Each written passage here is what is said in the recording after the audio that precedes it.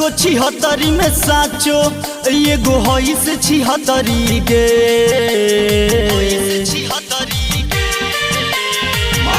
7 गो 76 में साचो एगो हई से 76 गे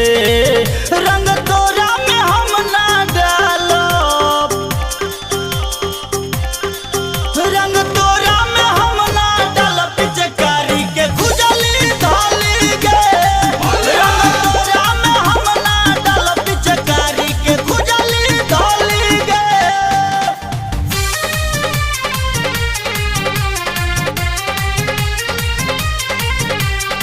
म्यूजिक बॉय प्रीतम सिंह। होलिया में चलता रे तू तो उफान से धरत पिचकारी बड़े 20 गो के जान से पिचकारी खराब करबे का।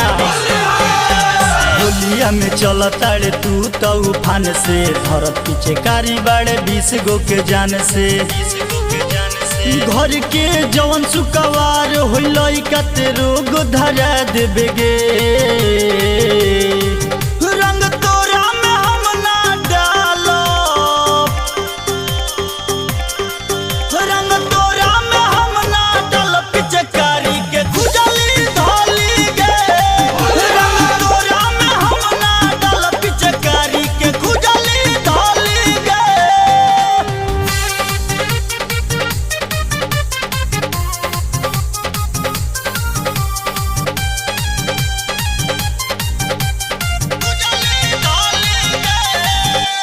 सचिन शरारती से भिरी जनी सटी छोटे छोटे लइका रंग चोलिए प घसी तोरा जोग धंजइए ठीक बा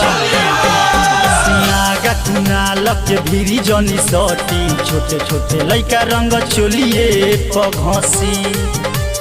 अशोकल बेला के भिरी जन सटी रंग लहंगा में डाल दिगे